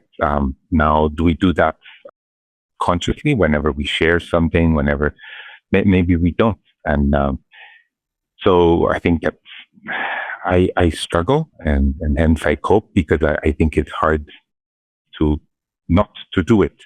So I try to mitigate by just speaking and avoiding the kids to share anything that they would regret down the line. But it's hard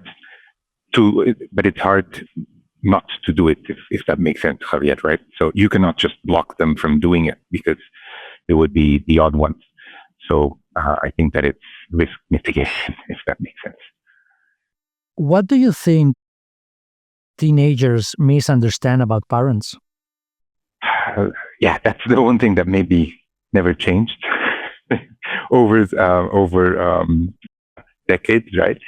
But I think that the inability to understand that parents are coming from a good place and that we do what we do because we want the best for them.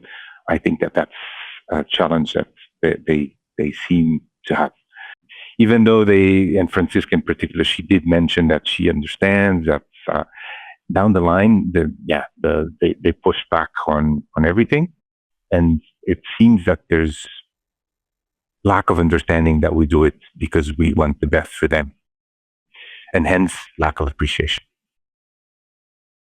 Is your parenting and wanting to do the best for her based on what? What are the principles behind it? Intuition, a lot. My wife and I, we've been talking a lot about, I have been talking a lot more about conscious parenting, which is something that has been talked about out there that we don't do.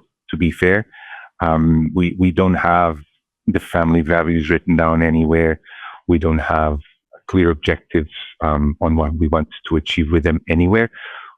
We somehow are aligned and we follow our hearts and our intuition as we parent, and we do our best. But I wonder if we'd be better off having a little bit more thoughtful planning and conscious thinking so that we can potentially get down to the objective and be successful in the parenting if we would have those principles that you were asking clear. Reality is that we don't. And I find it odd because in our jobs, we do planning, we do strategy, and we do all that. But then with the most important things of our lives, our children, we actually don't do it, and we just follow intuition. That would be very odd if we would say that in a business environment.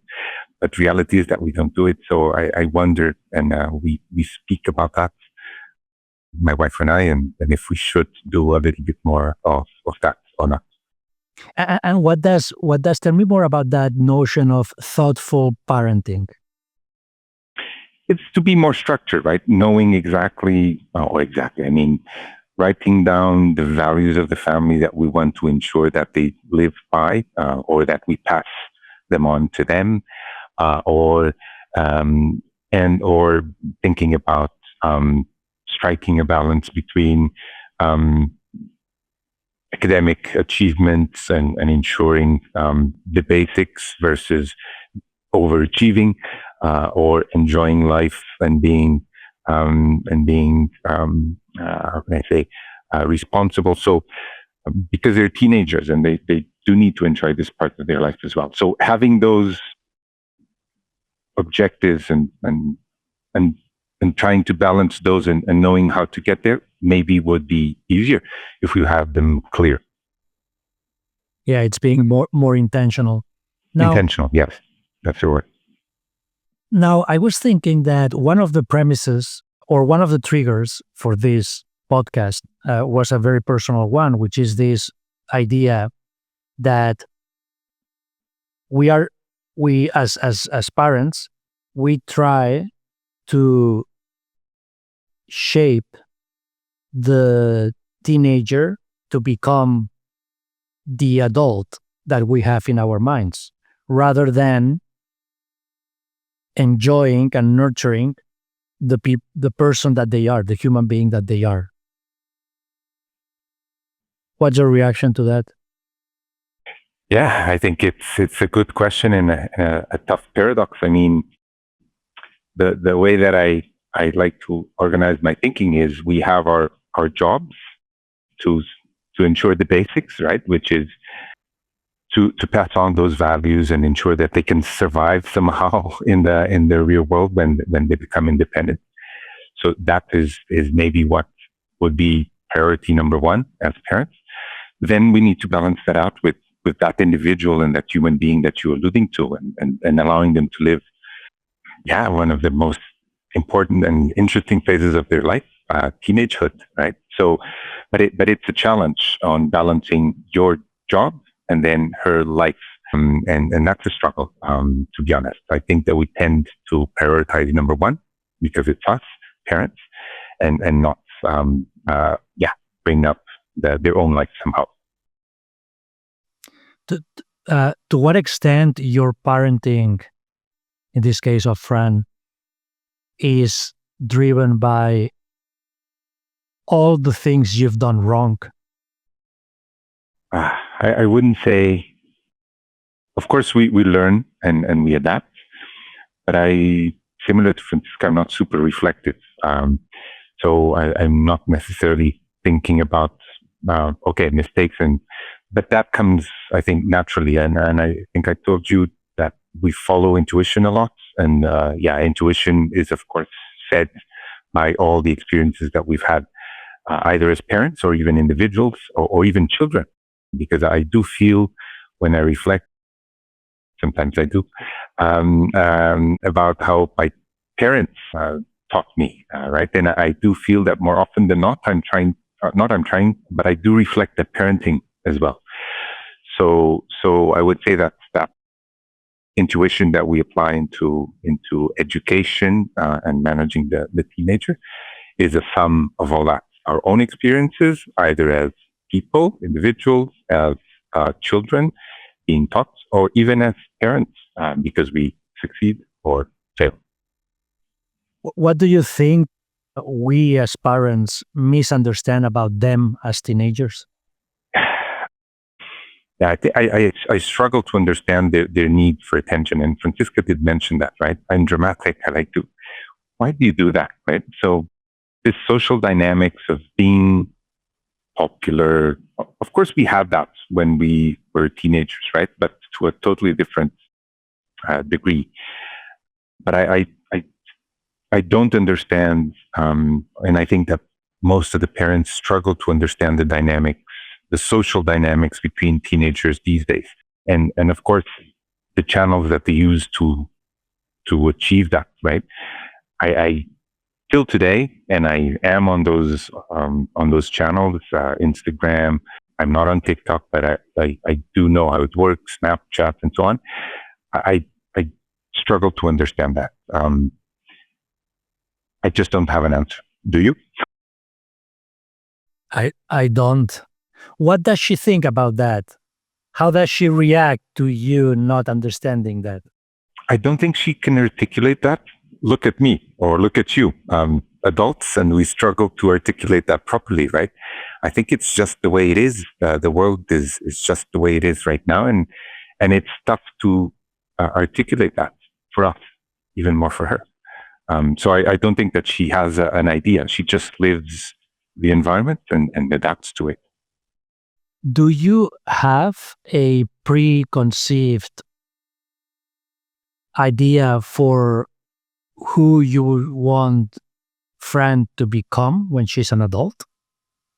Yeah, I would like her to be a good person with good values, and that she would survive. I like to say the survive. It's not that I want her to be with the bare bones, but the bare basics. I would like her to have a good life. Somehow, I wouldn't say successful, because that brings the academic part and the professional part, which it's not at the core of our core values. I think, but what I think want her to be is a happy person and a good person to the community and to others, and that she would need to have those skills that enable her to live her life accordingly. Because if you don't have those basics, it's going to be hard for one to be happy and to be a good person. What's your main worry about the world she's walking into? Well, that's a big question, right? Because there's so many things, either financial, social. I think the one thing that worries me the most is the fact that Europe somehow is going a little bit, is staying a little bit behind in terms of keeping that drive of the kids. And I do worry that the continent and other kids and other people would basically eat us alive, or our children alive, in terms of having those capabilities and hungriness for business and so on. So I worry that she won't have a proper job that would enable her to maintain her quality of life and would enable her to have a good life. That is something that worries me. So I always instill a little bit of pressure, and I have no problem stating that, so that they deliver on academics, so that they are a little bit more prepared to compete down the line for jobs and for roles and things that would structure their life. Yeah, that's worrying me. Yeah. And what is the one thing you think will serve her well? Academically, or values? In general, in the life that she has ahead. Yeah, I think that the sense of reality is important, right? I think she has lived in Singapore, in Switzerland, which are a little bit the outliers from a life perspective. It's not the real world, right? So if you go to India, if you go to Indonesia, if you go to Brazil, you name it, Bolivia, these are countries that have real struggles.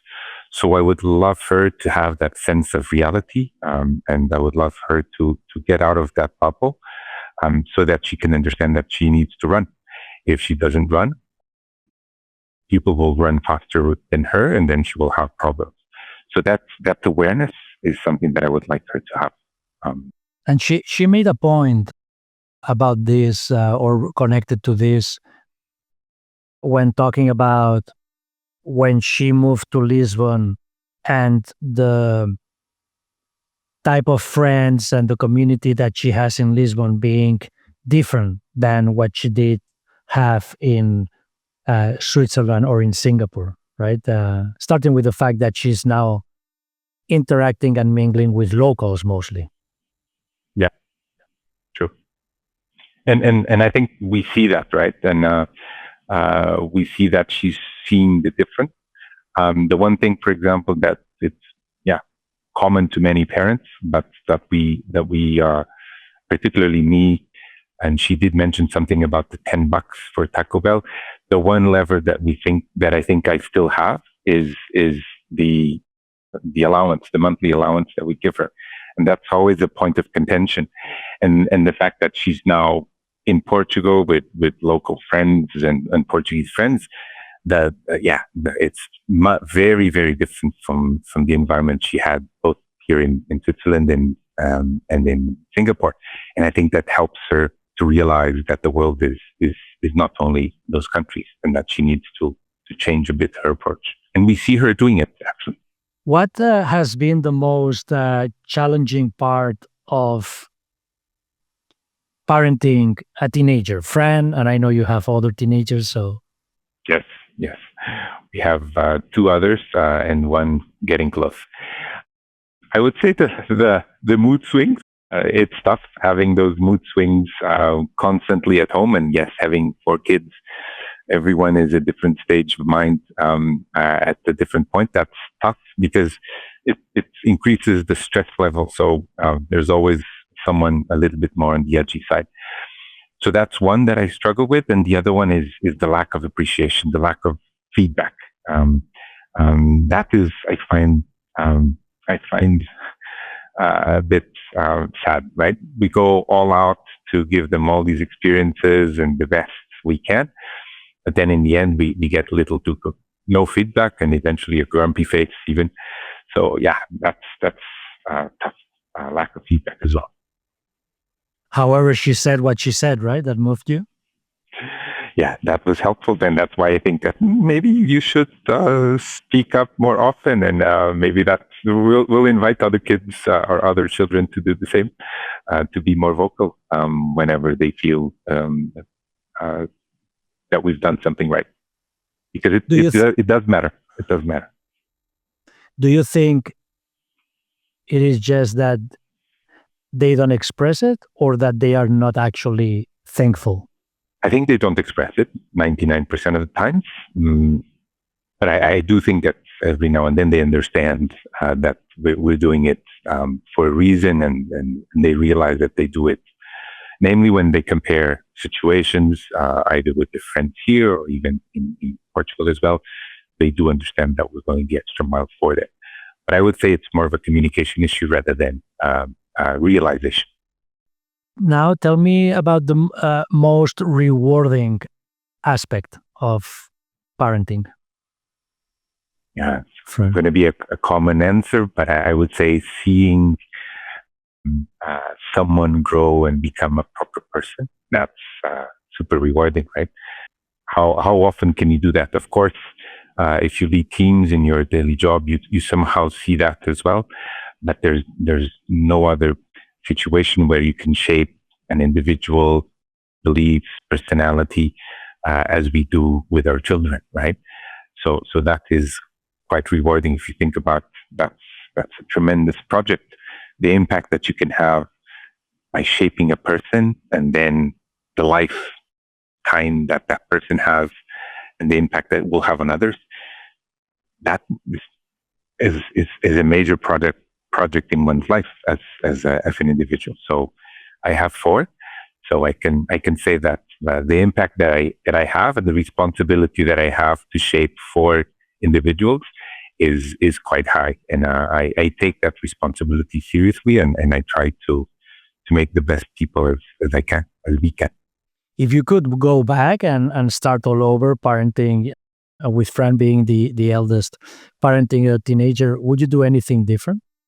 I think the piece that I told you about conscious parenting and planning a little bit more, being a bit more intentional. I think that's I would be a little bit more intentional, because in the end, you get better results. I think so.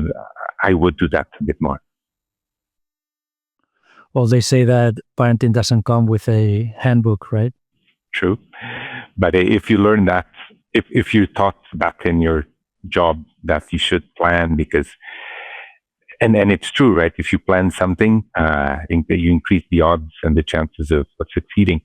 Why not applying that to your children, to education? I think there's something to it that we should learn and bring from the corporate world, if you wish. Did you ever understand or how or apply this idea that one parenting style for one of the kids may not work for the next one? I do, but I struggle to apply that. I think it's very difficult, mainly when you're on a daily 24/7. You cannot just, of course, you can behave differently, but it's hard for you to change your approach to different children as you are with them. So yes, it would make sense, but I find that very difficult to execute. Did you do that? Do you do anything with Fran that is very intentional with her that you don't do with the others?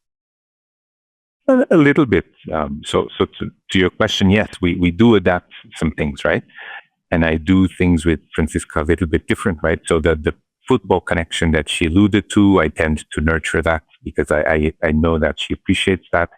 I try to apply the same, assuming the other ones would have the same, but I realize that not everyone enjoys and the same way. So I adapt. So Francisca's thing is football indeed. And she makes it bigger than it actually is. For the record, I'm not a hooligan. So I want that to be clear. So no, I enjoy football, and I think she feels that connection because I've invested in it as well. And the social part. The fact that they're different, so I have 3 girls and a boy, that also, of course, takes an important piece of taking different strategies, one a little bit more physical than the other ones. So yes, I do approach the kids differently. I would say 80 to 90%, I'm the same father for all of them.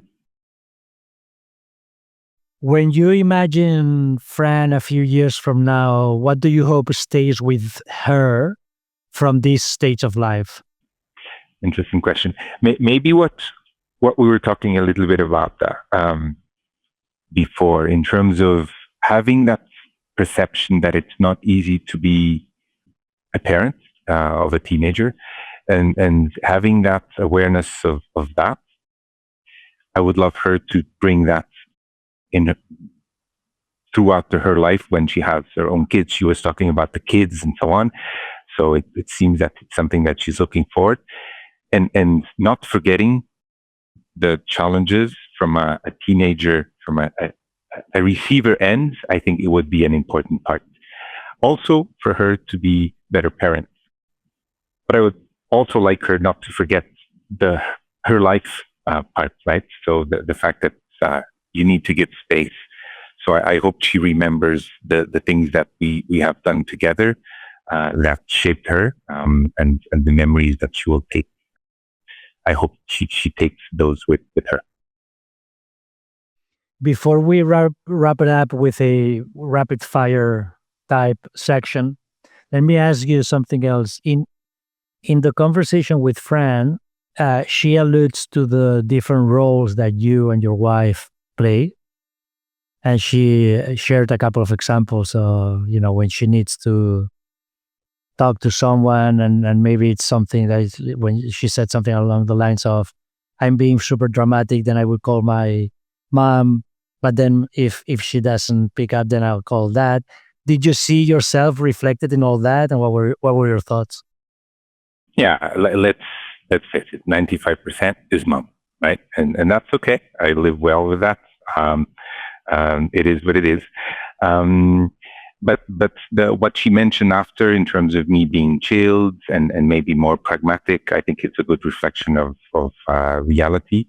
As mentioned before, Javier, my approach is allow her to experience things, right? So that's why I don't provide solutions as much.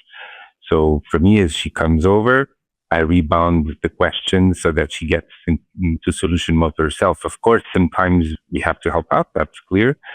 But I think that's maybe why she goes to mom more often, because she gets solutions and more support. It's tough to think about the solutions and not have to have something ready made.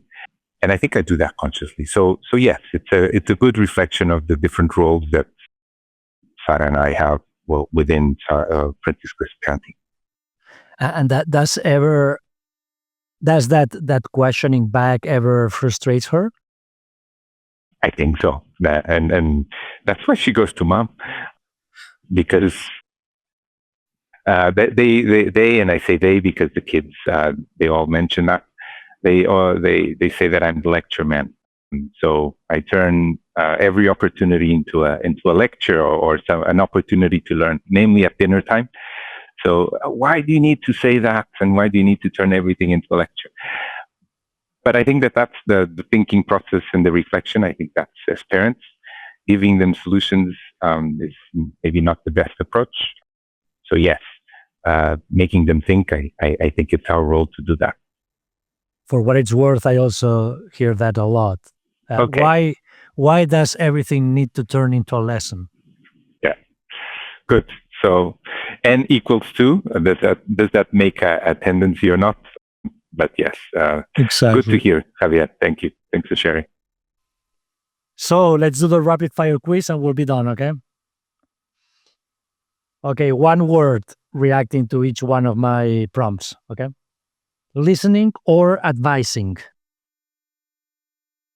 Listening, Trusting or protecting? definitely trust. Guiding or stepping back? Stepping back, Patience or discipline? I would say discipline. One word that describes your teenager today.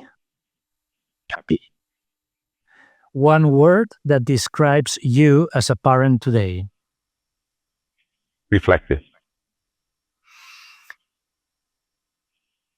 Did I miss anything? Did I not ask something that you wanted to discuss, John? With me or with Francisca? Both. Both. Either way. No, I think you covered most of it. I mean, deep discussion, right? So it's not often that we have the opportunity to hear our children, not children, our teenagers, to go deep in some of these. Maybe the one thing that would just come to mind, and also because of the theme of the podcast, is what would they prioritize as a parent? Should they be a parent at the point? I think you alluded to it somehow, but what would they do should they be in our shoes? That would be an interesting one to go deep, because it also gives us some tips and guides for the following ones, and also to make them think a little bit about their own approach to parenting. But yeah, it was a good conversation, and thanks for the opportunity to listen to Francisca in that way.